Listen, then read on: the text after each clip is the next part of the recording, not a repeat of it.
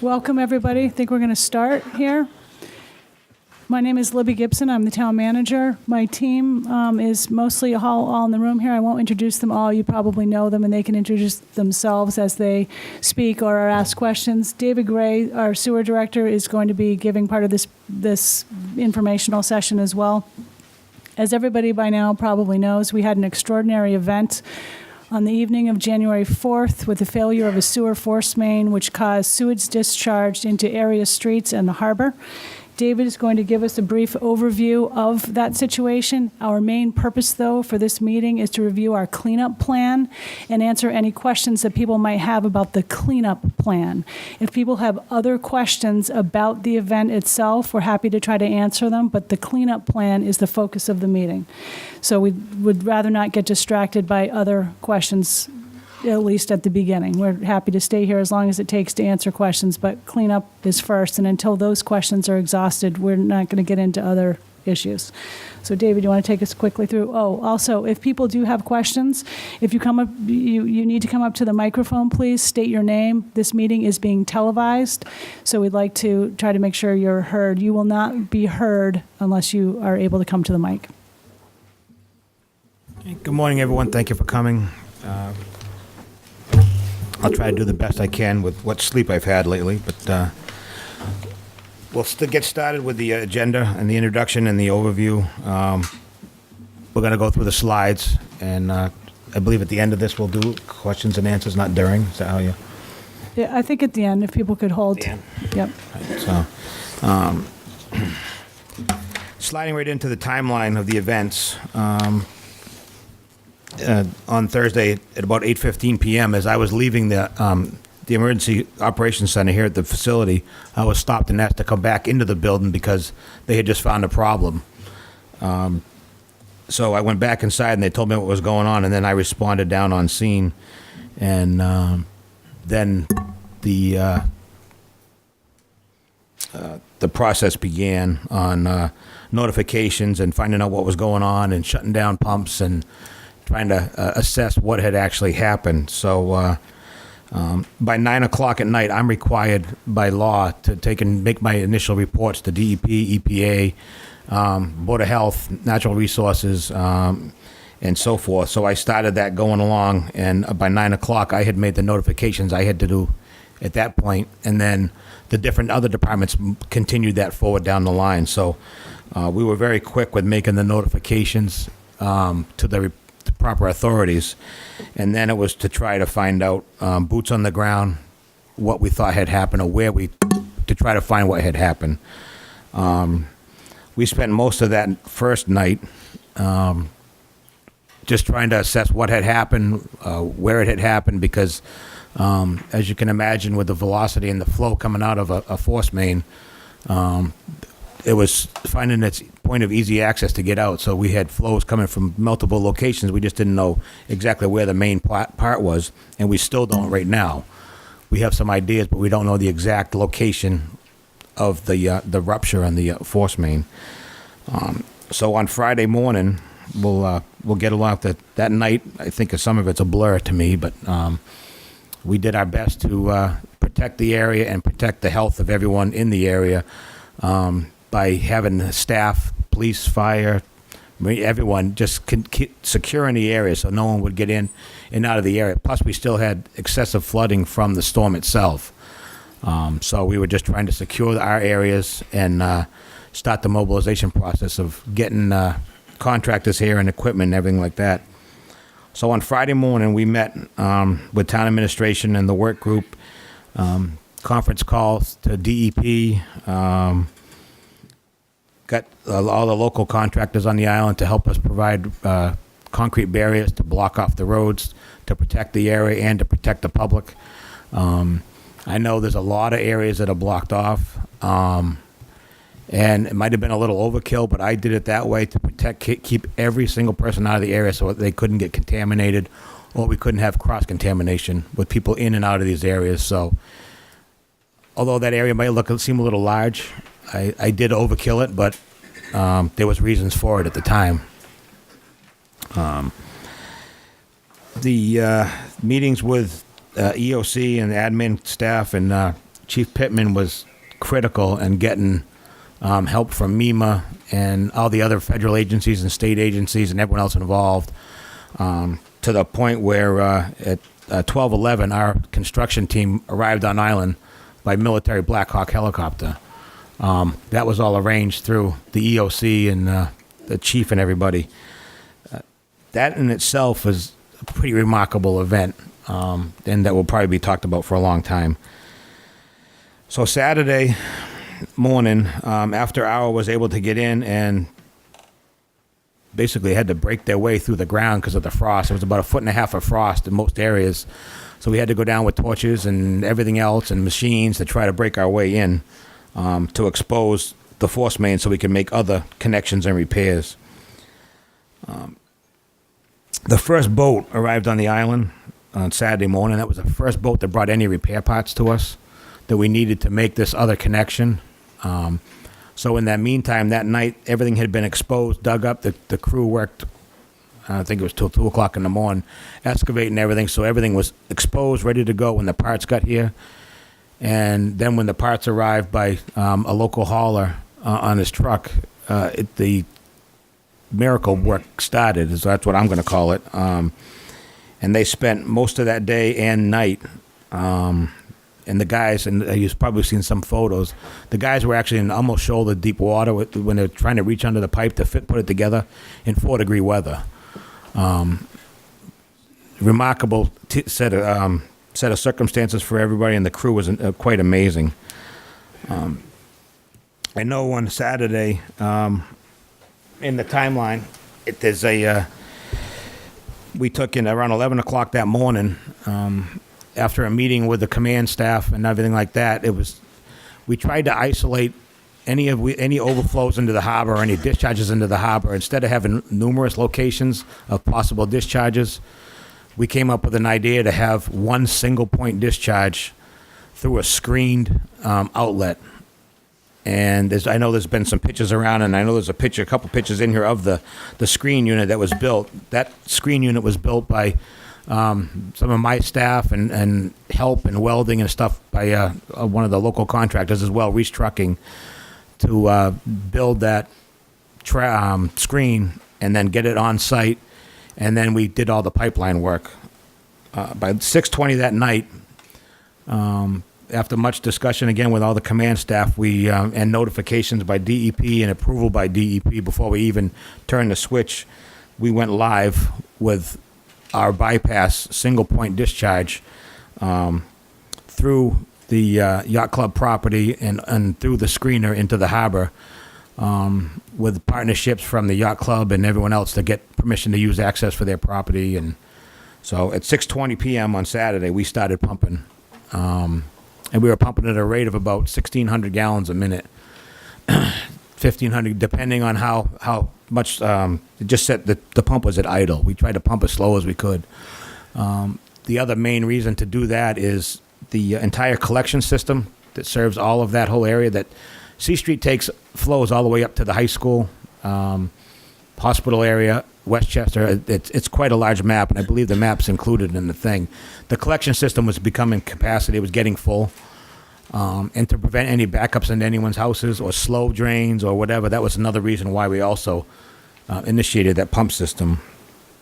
That lasted until Monday about 10:30 in that general area. 10:30 is when we had drained the system enough that had stopped all other overflows anywhere on the in the area, any overland discharges, any manhole discharges. Everything had stopped well before that 10:30 time, before we shut the pump system off.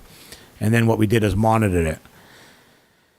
The RBO construction team in the meantime, during all this, had everything hooked up, ready to go. And by 1:30, I think it was, that afternoon at 2 o'clock, we initiated the other bypass into the other force main. After all the connections were made, we actually had to take and make sure we had warmed up the discharge pipes and everything like that, because if we had shocked it with colder weather, you never know what had. So it was a very slow process to activate the bypass system again.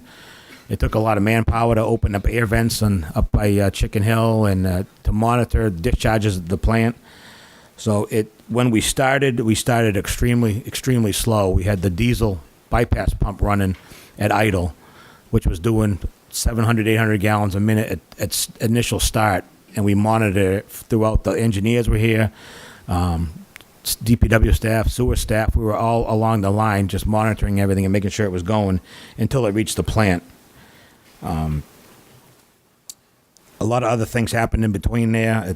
I could be here for days talking about it, but we were able to cease any other discharges into the harbor at that time when we turned our force main back on.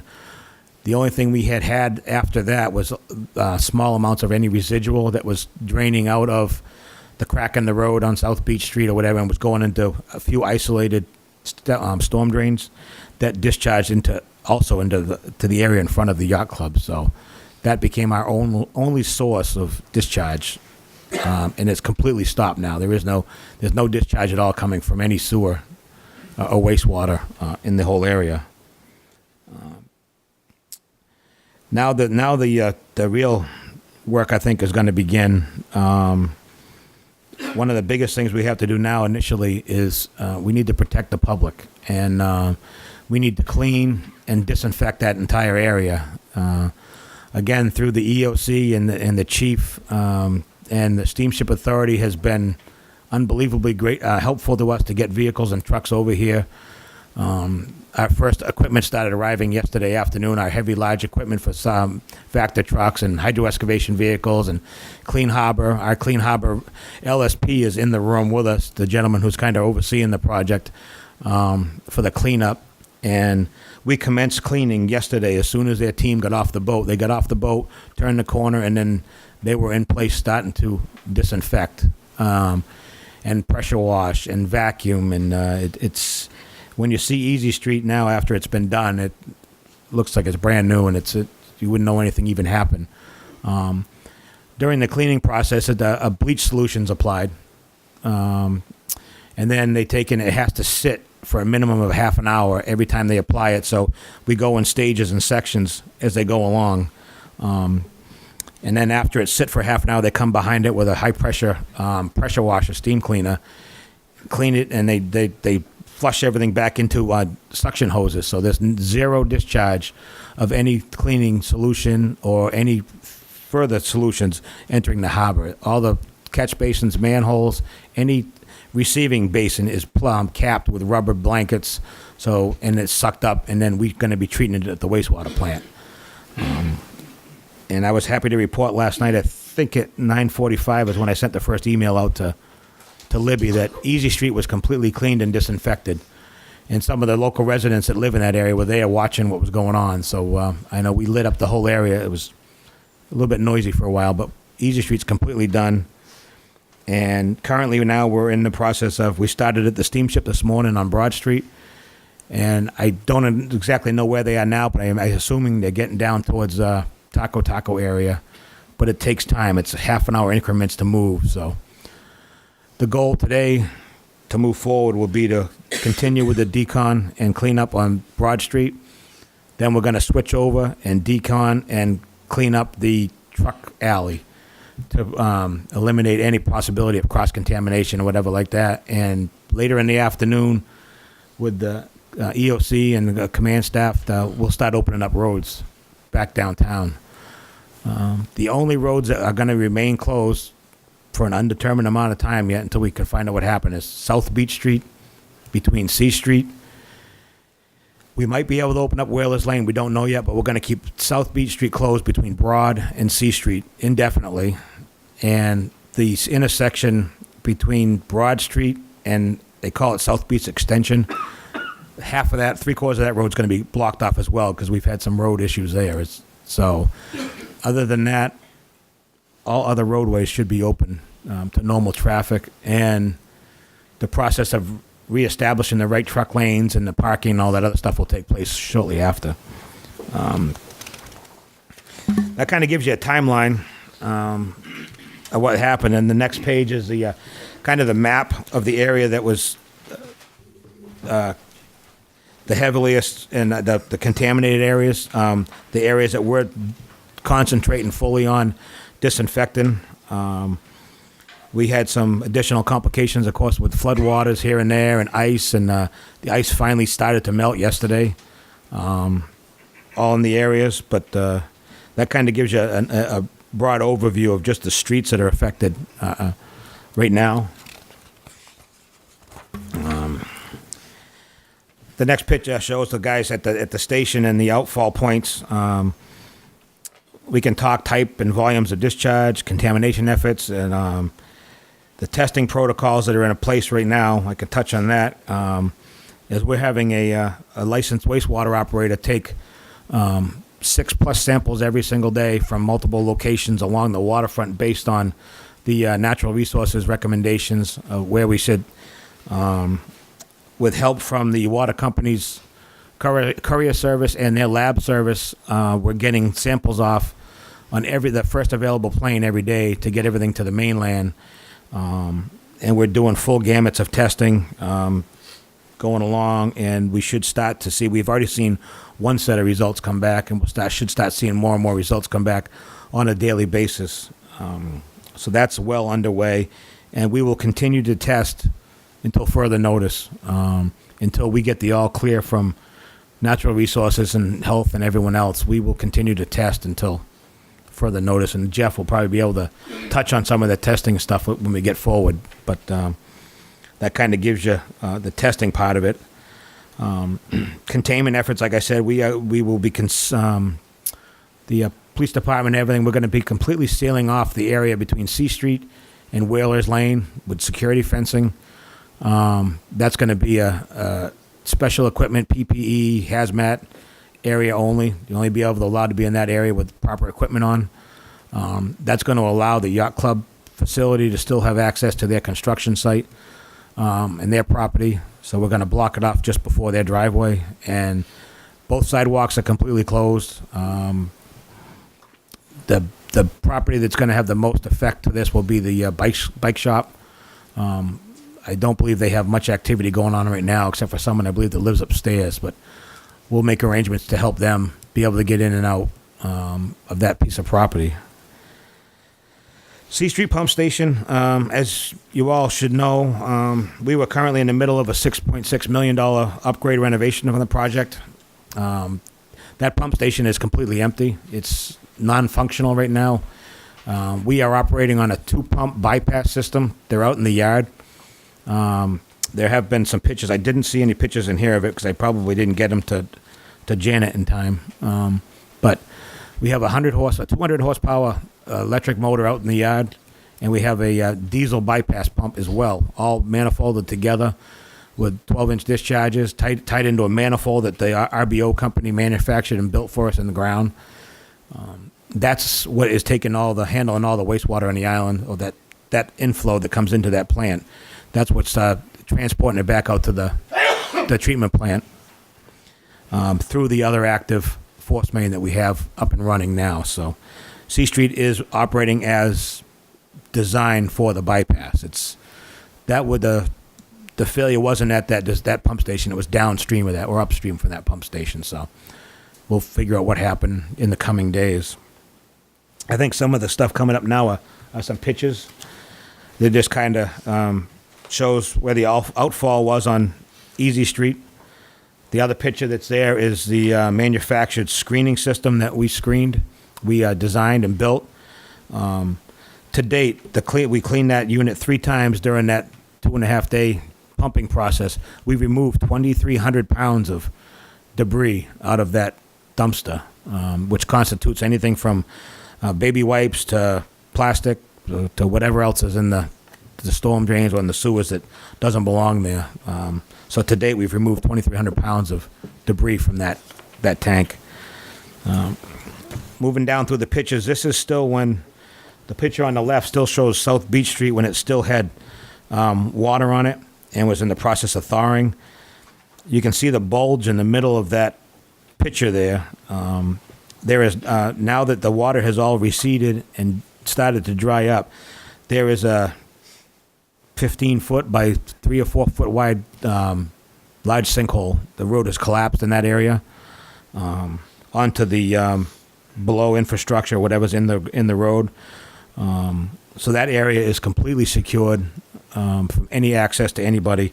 It's all dry now. This picture was the day after. So that's the one big concern that we have. And the second big concern is the other picture. It's right on the corner of Broad and South Beach Extension. That's Walters in the corner there. That's where we had another significant flow area, and we've had some settling of the roadway there that will all be addressed in the project going forward. Again, moving through the pictures, it shows the pipeline. It shows inside of the container, the screening again. And then we start to get into a lot of the logistical challenges, which I don't know if you want me to continue on those, Libby, or... People can probably just get it by looking at the photos. The biggest challenge we had, as you can all imagine, was the weather. The icing in the harbor and airlines not flying to try to get equipment here and parts and manpower. So that was an added challenge to everything else. But the pictures all go through showing the parts coming over. Shows Miles Reese Trucking placing in their bypass pump that we used. It's a dewatering pump that we used from them. That they helped us with all that part of it.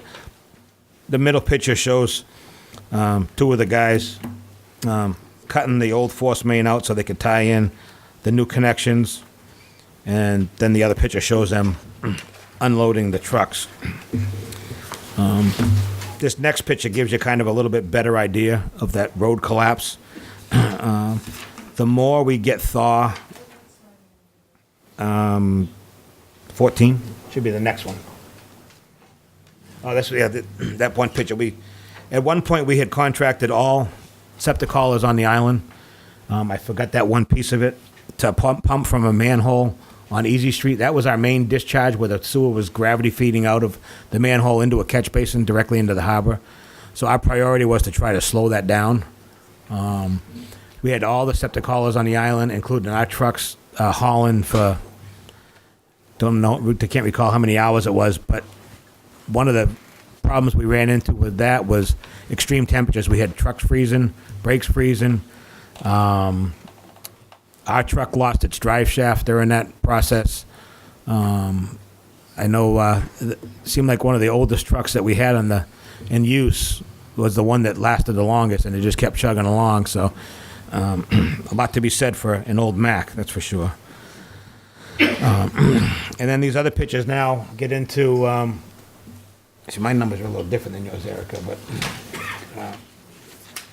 okay, yeah.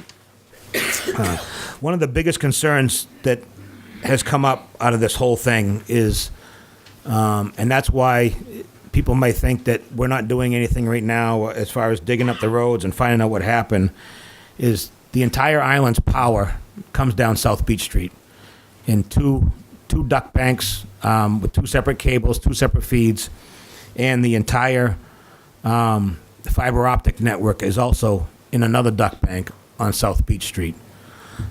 That road itself has a 30-inch sewer main, two electrical duct banks, Verizon duct bank, the 20-inch force main, and a 6-inch water main, all within that roadway layout.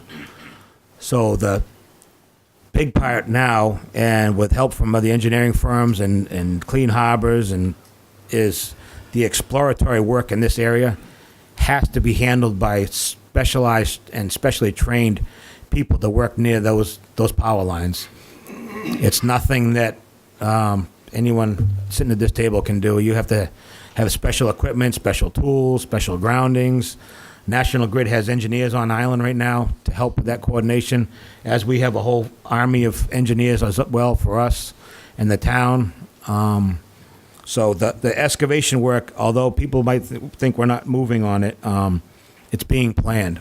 We cannot touch that road until, from talking this morning to Steve Holgate at the National Grid, they're planning on shutting off one of those cables, the cable that's most closely compromised with the roadway. They're planning on shutting that cable off and leaving us on the other cable independently.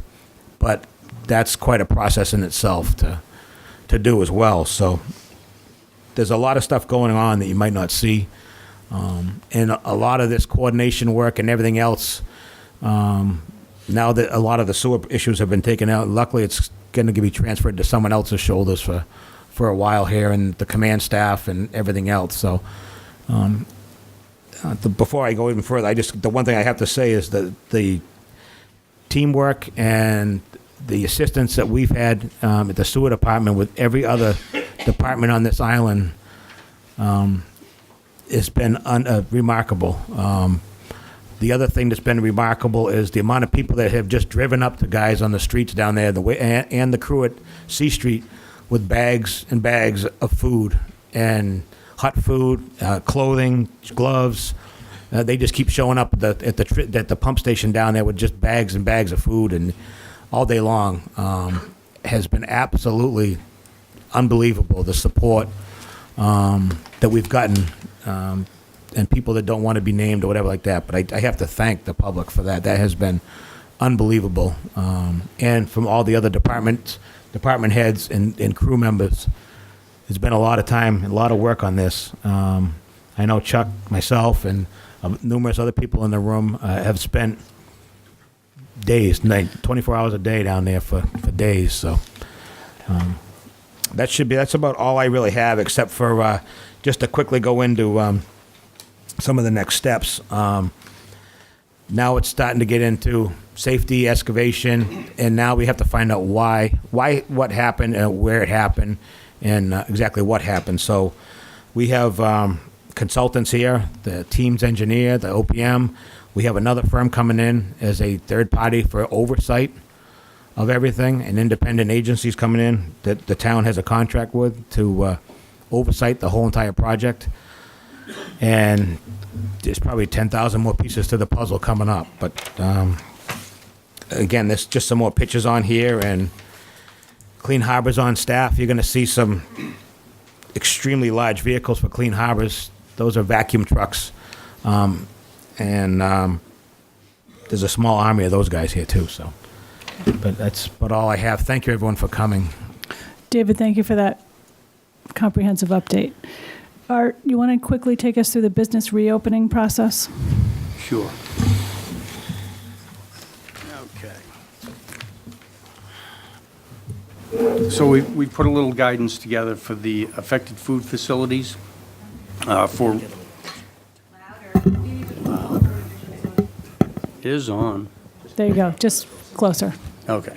We put together some guidance for the affected food facilities for reopening. So first and foremost, the roads and sidewalks need to be decontaminated and open to the public. Secondly, the food facilities in this area will have to have their contact the building division and schedule an inspection to recertify their COIs. We want to make sure that their COIs are that they're in compliance with those since the storm. And then thirdly, you're going to need to schedule an inspection with the health department so that we can get in there and see that you're operational and that things have been cleaned and sanitized properly.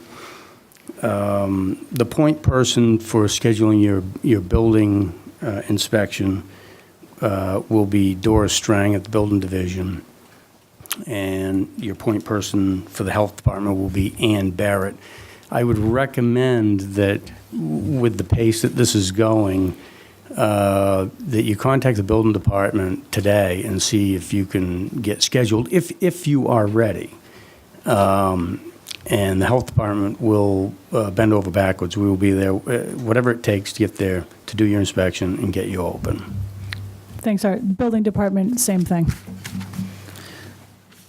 There's a couple of some contacts on the next slide. And I think, unless any of the team wants to add anything to this, we are ready to answer any questions that people have, again, about the cleanup, please. Cleanup only right now. Any businesses, any residents? Hi, my name is Jeff Lee. I run a business at the corner of C Street and South Beach Street. We've got 15 employees, and I was out speaking to one of the DPW workers this morning who gave me an update, as you mentioned, that Easy Street was being cleaned up and sanitized. And the current condition of South Beach Street, where we are from C Street to Easton Street, is there's obvious sewage in the road. There's equipment there on pallets sitting in the sewage. And he seemed to indicate that because it's going to be closed off from C Street to Broad Street, that now the road will be open to Easton Street primarily for truck traffic to service the repairs of the street. So I asked him about cleanup and sanitization of the area in front of us over to Easton Street, and he said he didn't know when that would happen, and he didn't know if that was going to happen at all before the street was repaired. So I'm a little concerned about for my own employees, but also we're seeing hotel guests from Nantucket Hotel walking down, trying to find their way into town and walking in sewage down there. So just wanted an update onto the cleaning and decontamination of that area. Okay, let's take the cleaning and decontamination of the area and the closure of the section of the street. Bill? Okay. Bill Pittman, the police chief. We are putting fence up to isolate the area that we don't want, that people shouldn't be into. And right now, the plan is to have that at C Street and open and clean and decontaminate and open that other portion of South Beach Street. However, a decision hasn't been made yet as to whether parking will be allowed on that section because of the obvious need for access for the big trucks and the equipment that we don't want to take into the contaminated area. But it will be clean. It will be decontaminated, and that map you saw earlier that had little extensions down Easton Street, that entire area will be decontaminated. Do we have an idea when that will occur? Well, it'll be in the next 48 hours, I would assume, is best I can tell you right now. We're starting down on our first priority was to get the truck route reopened, so access to the steamship, and then the second will be down past that other area. So it'll be clean, desanitized, and then really used as a truck traffic only, very limited parking? Is that the idea? Well, it'll be open to your business, right? Probably, but we may or may not allow parking along there. Gotcha. Because we have to decide what our needs are for the project on the rest of the street. Okay, thank you. If I could also just caution people, especially if you live down there, the police officers, the DPW workers, and the sewer workers, they mean well and they're best intentioned when you ask them questions like that. But odds are they really don't know the answer. And so, the best thing to do is we'll distribute an information line number, and where you'll be able to call and get that information, or you certainly can call the police department and they'll transfer you up to the EOC, where we could answer your specific questions like that. But the guys mean well, but they don't always know the right answer. So, just don't take what they say as the absolute gospel on that issue, because there may be other factors involved. A lot of the stuff that you're seeing on the roadways in that area is not sewage. We were very cautious on screening stuff, so a lot of what you're seeing is one of the big problems we're having that has plugged numerous storm drains is mulch. A lot of that brown stuff in all the areas is mulch coming from properties. There may be some sewage water in there or liquid, but there is very little solids or any debris coming out of the sewers during that storm. We monitored that very carefully, so a lot of what we're seeing on the ground is not sewage. It's this mulch that's coming out of a lot of the properties. In the back there? Wait, I'm sorry, you do need to come to the mic. Jim, it's for the television. Jim Weedman, Stubby's, Walters, and the coffee shop on Broad Street. The question is just timing. I've already spoken to Doris about getting re-inspected building-wise, and just where is, I see they've come around the corner, they're on Broad Street now, but when can we get our health, I'll schedule a health inspection right away, but how soon is the cleanup going to be completed on Broad Street, say? Well, we want to see the COI reinspection done, and then it depends on when that decontamination comes by, and we'll be there to do your inspection. Once that road is open to the public, then we'll be there. I don't care if it's 10 o'clock at night, we'll be there. Because I did talk to Doris, and Do you have it? she said to go ahead and get the health first, and, I mean, it doesn't matter, All it's right. fine. Well, that's why I'm saying to get your COI reinspection done first, and then we will follow that, should there be any issue.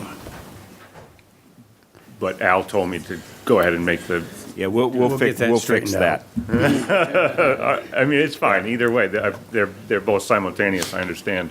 But that's days, or is that? Well, it depends on the decontamination. That's what's, the decontamination of the roads and the sidewalks is what's driving. No, I see they're already, halfway up. That Right. hopefully Broad will be Street. completed today. Okay, all right, great, thank you. I don't know if the Clean Harbors LSP would want to confirm that. Do you know? Okay. They're there now, and based on the timing of the bleach and all that, it sounds like it should be done today. How you doing? Peter McCusker with Verizon. Hi, Peter. I just want to kind of catch up with you later while they're doing the cleanup down there, because we have multiple conduit banks and manholes and handholds that are going to need to be cleaned. Yep.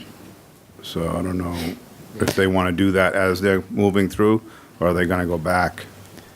The way we've planned it now is we're going to decon surface and clean up surface after, and then they're going to be sending their truck around afterwards that they can do all National Grid, Verizon, Comcast. So we're going to be looking to get with you guys for coordination of locations of all your stuff. So All right. that's going to happen. Could happen very well this afternoon, but that's in the next steps coming up. Some other buildings have conduits that go right into them, so I just think that's... Yeah, I know you called me this morning. I haven't been back to you, but we're going to be getting in touch with you real soon. Thank you. Hi, I'm Tracy Finnerty from Nantucket Dreamland Foundation, and I know that we were on the other side of the breach, and the storm surge was prior to the breach. Just curious what kind of, if there is decontamination on Easy Street in our back garden, we had water up halfway up our doors.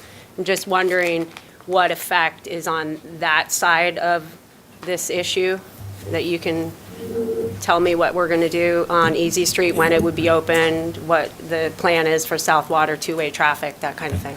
Luckily, most of the stormwater had receded before this incident occurred. Right. So the contamination for any sewer was pretty much isolated to the two manholes directly behind your building. It did not enter onto your property. We were pretty cautious about keeping that off the property.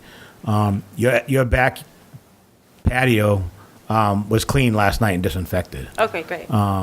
We disinfected the full roadway width, anywhere walking surfaces was decontaminated, and then vacuumed up and cleaned. So Easy Street, Elk Street, anywhere where we had sewage that we knew of has been deconned already. And do you think we need to have some sort of inspection of our geothermal wells due to this? Probably a good idea, yeah. Okay, thank you. Yes, sir.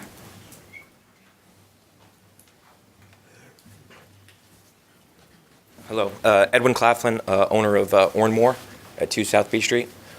You're talking about the decontamination process and going through and cleaning everything up of public roadways and sidewalks. Is that going to extend up into driveways and other areas? Thank you. Anywhere where, again, in front of your building, most of the floodwaters had receded when we finally started to get our flows.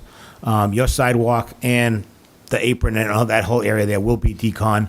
However, that area won't be touched as of the next step. We're going to be going to Eastern Street after we get where we are now. Before we do any construction, we have to decon that whole road as well. So the area in front of you between there and Whalers Lane, that road hasn't been deemed safe yet either. So until we can even get an engineer to deem it safe to even get on, we won't even be decon in that area just because of safety. So hopefully we can get the engineers and the assessments by the DPW to assess some areas that are safe or not safe, but our ultimate goal is to block the road at Whalers Lane and have that stretch open. But that's still And then just a secondary follow-up question. Are there like household tests or something we can access to then test parts of the building otherwhere or down into like a basement or whatever? That would, I honestly, that would be maybe an art question, or maybe even Clean Harbors, once we get that, we're trying to start on those public rights of way first, and then we'll start, I think they have an 800 number, Clean Harbors, that might have kits. Maybe we'll even try to get kits out here. I don't know. Art would know more. Well, I would, suggest cleaning and sanitizing properly with chlorine. I don't know exactly what kind of test you're talking about for your basements and whatnot, but proper cleaning and sanitizing with a chlorine base or an ammonia base would be, what we would recommend. It just seems that we were not affected directly during this period, but to be safe, I would like to go through and check things if there's a simple test that's out there. Luckily, also, although this was probably could have been the worst time for this to happen, it was the best time for this to happen. The cold weather helped to kill any bacteria, or at least slow down any kind of bacteria growth or whatever. But it definitely helped being as cold as it was. It hurt everything else, but it definitely helped with the bacteria issues.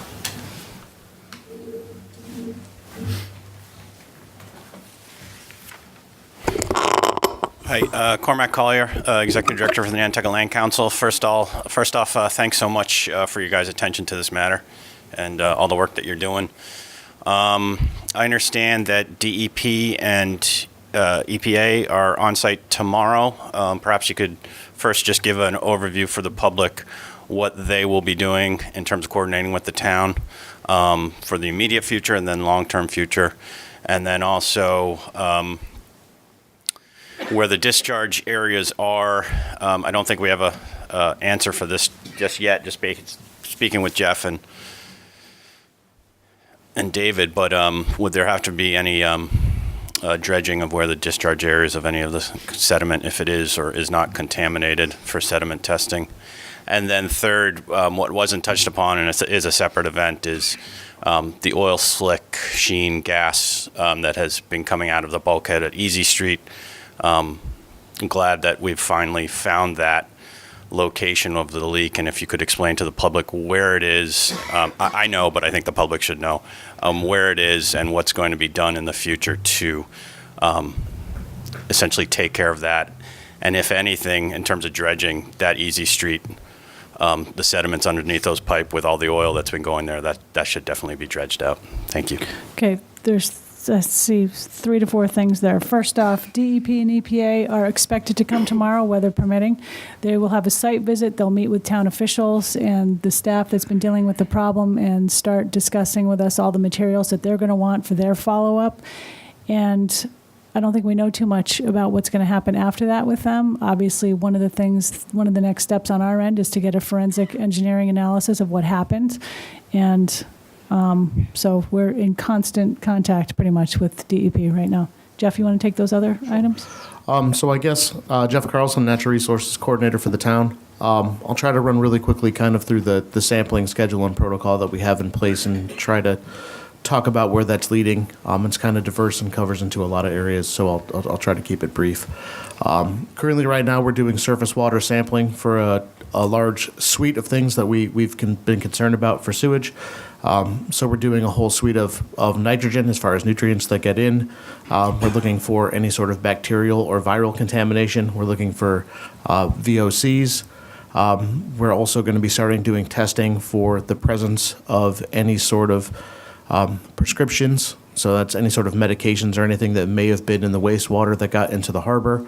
And to assess that, now that we've had all of the discharges end and have that kind of buttoned up, we'll also be taking sediment samples from all of the discharged areas, sending those off, doing the same level of testing, and once we have those results, start to determine what sort of environmental cleanup or in-water or dredging that needs to be done to help mitigate those issues that have arisen from the discharge. The one thing that's a little tricky with all of those, especially for the sediments in those areas, we don't necessarily have any background information on what was there prior to this discharge. But I think we'll endeavor, if there's something there that's of concern, to address it regardless of whether it was from this event or something that was already there, to help get that cleaned up quicker. Other sampling that's going on, and it's a concern that's been raised in regards to shellfish, and I'll just touch on this briefly just to make sure that it's clear, because the closure notices from the Division of Marine Fisheries can sometimes be confusing.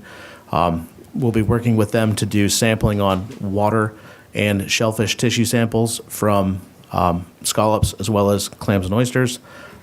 Currently, the way the closure is operating, all shellfishing is closed within Nantucket Harbor, with the exception of the harvesting of adductor mussels from Bay or sea scallops, per the Division of Marine Fisheries order. So, in layman's terms, scallops are eligible to be harvested as long as it's just the mussels that are transferred. All other shellfish are closed. Typically, a closure for a sewage-style event is for a minimum of 21 days, and that's reliant upon those tests coming back clean consistently to get that back open. Mattocket Harbor, not affected by this, was reopened to all shellfishing Monday morning, even as it related to the storm event in totality, which usually has a brief closure. That's there. As far as the duration of testing, the town is obligated and wants to test until we get consistent, clean samples. We're testing those outfalls where they were daily at this point to know exactly when we're starting to see clean samples. Then we'll continue to sample after that to ensure that they maintain clean. And then during the summer months, while we're not anticipating any issues or any real long-term effects from this, we'll continue our regular bathing beach sanitary sampling for things like fecals and other contaminants of concern for public use within there. And shellfish sanitation is a year-round sampling program that we do with the state as well. So all of that's going forward. If people have questions about results or specific numbers, I'm happy to meet with you outside of this. I don't want to bore everyone with discussions of what those are. We got our first test results back. Our first test results only really cover some of the nitrogen species that we sample for. Bacterial and things take a little bit longer of time because you have to incubate those tests to see what those results are. But we'll definitely be publishing those results as we get those for everyone to see and be transparent about that process and where we are. Who could update us about the oil tank situation? Fire Chief just gave us a report just before this meeting about it, so he's fresh with the information. Good morning, Steve Murphy, the Fire Chief. With the Harbor Master and the Coast Guard, we were just down to Easy Street. The area was double boomed yesterday by the Harbor Master. The product that's coming out into that basin is being contained, is being watched. DEP has been notified. And there is also with the weather conditions changing a little bit with today, we were able to narrow down the area, and there's a possible cause to the discharge that's still being investigated, but the situation is being handled appropriate as we are. Cleanup questions. Other cleanup questions. Hello, I'm Robert Boslow, chef at Lola 41. I'm just curious to know about the cleanup on our end as far as our loading dock area, our parking area, and what we're required to do and how we're supposed to take care of that. So, Well, go ahead, Art. well, I believe that area is going to be part of the decontamination, and then, of course, you're going to want to follow some of the instructions that we emailed to, I think, 12 facilities that were affected down there on cleaning and sanitizing those areas with bleach and warm water, but, obviously cleaning first. So same old story, bleach and water. Yes, cleanup question. Victoria Waterhouse. I just had a question on the Easy Street Basin area where it was discharging, when it was discharging there before you got the screens up and going. There were a lot of solids other than effluent going in, such as hypodermic needles, condoms, things of that nature that aren't going to break down naturally and pose a danger to residents once the summer season gets going. How is that going to be dealt with? Do we know yet? I'll try to take that as best I can. David may have to hop in The overland flow that occurred at Easy Street was from a manhole into the storm sewer and was screened partially that way. That is something that when we go and we look at those sediment areas, we will be looking at anything that's present. We didn't pick up a lot of solids that were going across the street, as most of those overland flows had at least a 4 to 6 foot distance where it was flowing across the street before it was going from one manhole to the drain. And those areas were being monitored for solids at that point. But I think now that it's there, when we start taking our soil samples as well, we'll probably be doing some sort of physical inspection of those areas. And I think the encouraging part is a majority of the flow that was discharged was through that screening system. So hopefully any of that cleanup will be a minimum, but I know we will endeavor to make sure that all those areas are completely safe for public use as quickly as possible.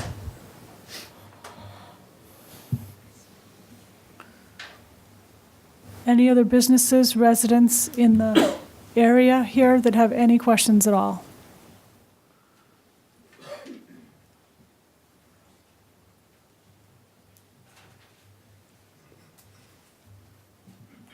Amanda Cross. I own a couple of homes down in the Brant Point area, which is not directly affected other than the fact that it flooded dramatically and still has a lot of flood water still there.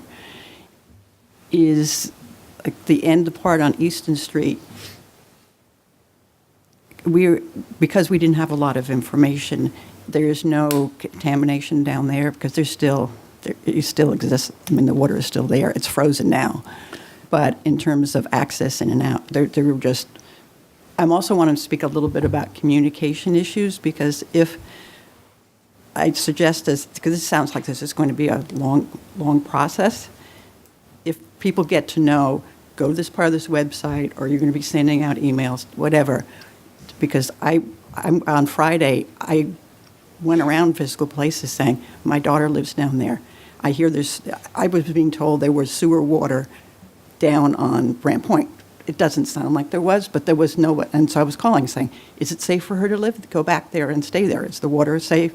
Is the electric on? Is the sewer on? And there was no sort of sense. So giving more information to the public, particularly that low-lying area on Brant Point that gets more and more problems each year with global warming. I know part of our problem, for the beginning part of it anyways, was access. I know at one point that they even tried to get some large trucks down there for helping other people, so we couldn't move around. As far as sewage, can we say there was no sewage down there? I could not tell you if there was or not. There's still areas that are flooded. Yeah. Could we have had luckily about the Brant Point, Hulbert Ave, most of the main areas down in there that went on 2006. 2006, it underwent a huge construction project, and all the manholes when they were installed with dual covers. One's a watertight cover, and the other's a regular roadway cover. So the chances of water getting in or out is limited to the ones that are still intact and in place. But until our team can even get in there to access the manholes to see if some of those covers have been dislodged or moved, we don't know. I can't tell you there's no sewage, but part of the communication problem is that getting in and out. There were people on Friday, and caretakers mostly, that were pumping out people's crawl spaces, pumping them onto the road that then froze. I saw it on Wall Street. I saw it in other places.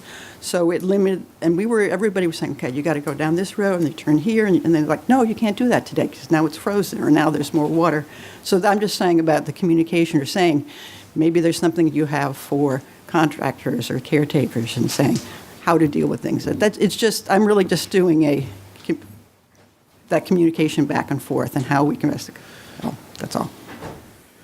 If I could just say one of the problems in a situation like this is communication, especially on Nantucket, because we don't have a television station that everybody's tuned to, and we don't have a radio station that everybody is necessarily tuned to or that's accessible 24/7. But we do have some communications tools in place that we've been using very frequently, and that's Twitter at Town of hashtag Town of Nantucket. We also post every press release and update on Facebook. We also post all this information on the town's website. And we have a FM radio station that reaches a good part of the island, including the downtown, at 105.5 FM. That's a public safety emergency radio that we've been putting all this information on. We're updating it as roads close. We're posting it in both English and various other languages, so that we can keep people as informed as possible. One app, if you have a smartphone, that would be helpful, is download Ping 4, P-I-N-G 4. That app is set up. We've got an area identified in that map right there. And if you drive or walk into that area, you're notified that you are entering an area that there's a known hazard or potential hazard, and it gives you information and who to contact about that area. And that's an app that we use year-round here on the island. But again, it's getting people to actually use it. I think the other day we saw maybe there's a couple of dozen people had been notified via Ping 4 about this incident. So there are services, and we are moving into those areas. But as you mentioned on Brant Point, the ice was the big problem down there. But I think from the EOC point of view, when we were going through this disaster, of course it's got to be assessed. But I think the assessment early on is that the flows were not going that way. They were going out other places. That water down there was flowing other places. So, we'll be following up on that, though, as part of our ongoing effort here. Harvey. Hi, yeah, Harvey Young. I own a business at 6 Broad Street, and I just want to take a moment to thank all of you in the town and all the working guys that have been working on this. I've got to see you in action down there. And I thank you for what you do, and I thank you for having this report today. And I appreciate all the people that have come out. I guess my main question is, besides being patient in the future, because this isn't just going to be a few weeks, I don't think, of digging up that area, we're going to need to be as patient as possible. What else, what can we do to help? If we're near the end of questions or whatever, if you guys can give us a couple of little things that we could do to help out. Thank you. Patience, definitely. Staying away from the affected area on South Beach would be great. There are people that have tended to wander through a little bit. We're going to need to really get at that area very shortly. What do you think of other things? Maybe as somebody earlier said, while the workers are all very well intentioned and know some bits of information, it's best to go through the specific contacts that we've identified to get the accurate, up-to-date information. People don't know it all at the same time. So the contacts we've listed are where you're going to get that. Just to add in, this is a little bit outside of the event. Two of the things the town are currently working on that are a little bit germane to this, we're currently working on our coastal resiliency plan and our hazard mitigation plan. And all of these things are publicly driven documents that, having ideas like Amanda's idea for improved communication, and those things are all parts of those plans. And participation in those plans is really critical to get as many ideas on the table to address those as possible. I unfortunately don't have the meeting date on the top of my head, but we have our first public information session and first public session on that coastal resiliency plan coming up in the next month or so. And participation in those gives us better ideas than just the people that are here are regular participants. So I guess I would encourage everyone to participate in both those processes, because this is obviously, planning that's not isolated to this event, but more of a global planning that covers all neighborhoods and all interests on Nantucket. Not to mention that lasagna was pretty good the other day that somebody delivered. That, one thing about the patients is the steamship has done a remarkable job of trying to balance all their demands, and everybody's calling them because they have an emergency. And they've been working with us to coordinate what the real needs are versus what the perceived emergencies are. And the result on occasion is somebody with a car might get bumped because we have a contractor we need over here now. Otherwise, everything goes on hold for 12 hours waiting for them to come over. So you may inadvertently be affected by that until the boat traffic gets back to normal. If it doesn't get back to normal, these disruptions will probably continue. Just be patient with us. Believe me, we understand the need for the lumber truck just as much as we do for the truck full of pipe and everything. We've got a committee together, the harbor master, the captain of the port from the steamship, a few others that are actually looking at all the requests and talking with making sure we got enough fuel, making sure we got enough food, making sure we got all this. And so you might not be able to get right on or come on over, but the steamship's doing everything they can to try to accommodate everything.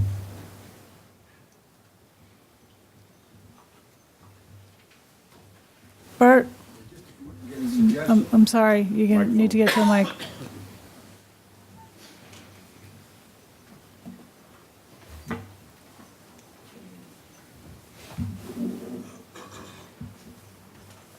Bert Johnson, perhaps you can work with the newspaper to put something in weekly on what streets are closed and an update on what's going on and what's going to be being closed down in the following week and so forth, so that it'll eliminate a lot of the calls you guys get. That's a good idea.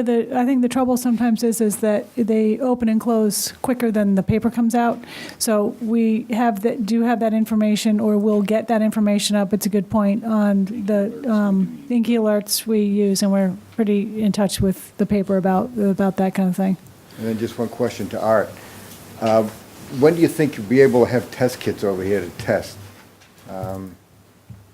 My son's store was the old Cheryl Fudge building, and it flooded, and right out in front of it in the street was one of the sewer manholes that the sewerage on Easy Street was bubbling up out of, and running 12 feet down the street to the storm drain and out into the Easy Street basin, or wherever that storm drain goes. But I'm just curious, we don't know when that sewerage started to mix with the stormwater, whether it did or not, before the water went back down. So having kits and stuff to test places to see if anything did get in there. If I might, it sounds like what Art was saying earlier was just clean your area without a test kit. And I'll tell you what, I'll contact Barnstable County and see what they may have, and we'll put you on that list of 12 other restaurants, and we'll provide you something if we have something. How's that? Thank you, Bert. Anybody else about cleanup? Does anybody else have other questions that we could potentially answer? Would you be able to get that packet that you ran out of online or something so we can download the Yep. slides? We put it on at the beginning of the meeting. It's online now on the town website. Thank you. Other questions? Yes. Rob. Robert Sarkeesian. I was just curious, was it one break in one section, and how big of a section of pipe? That's still to be determined. We did have 3 areas where we saw the most disruption. That was by Walters at the corner of South Beach and Broad. That's where it was originally noticed by a police officer answering an alarm call, is how I think it was discovered at 8:12. And then there's 2 other spots on South Beach Street. But until we can actually get in and coordinate with National Grid and everything else like that, we don't know until, because as you all know, those power cables they follow all the sewer pipes the same exact direction. So it's going to be challenged, especially on a couple of those intersections. But we'll know, hopefully, as soon as we possibly can. So I can't give you a time. I wish I knew now.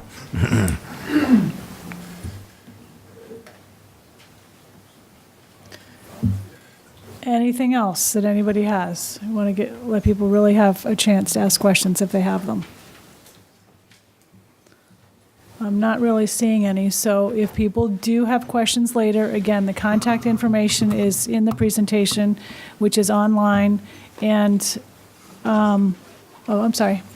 David Billings. I have a question, Libby. How much is this going to cost? That's a great And question. who is going to pay for it? And is there any responsibility? Is this sewer monitored? I understand this sewer system covers 80% of the sewer on this island to 4,000 homes. Assuming that that's correct, this is a critical piece of infrastructure. This is not, notwithstanding the recent weather, the coldest place on Earth. Is this sewer pipe, is this critical piece of infrastructure monitored?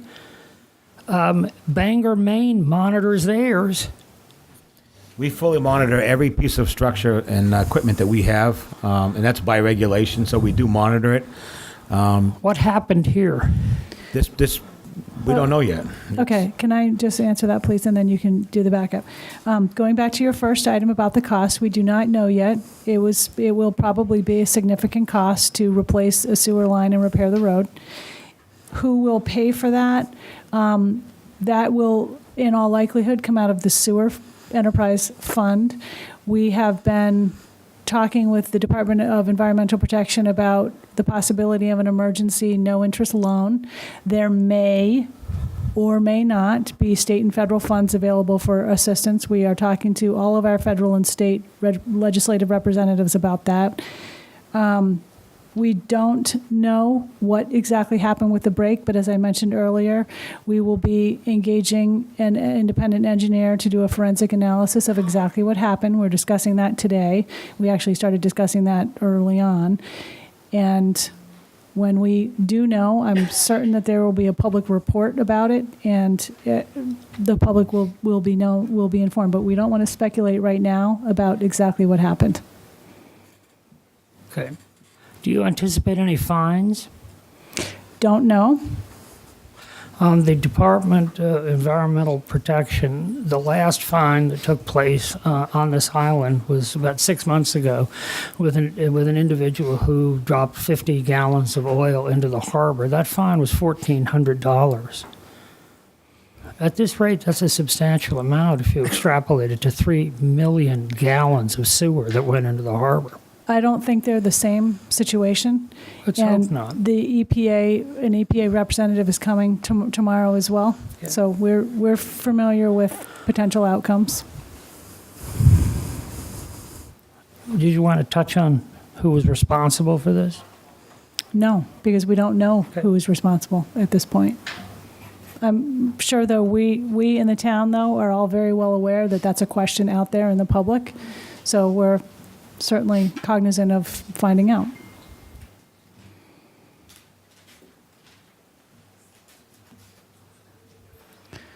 Okay, if nobody has any other questions at this point, and thank you all who did ask them, we appreciate it, and we appreciate everybody who turned out today. And anything further, please get a hold of us. Thank you.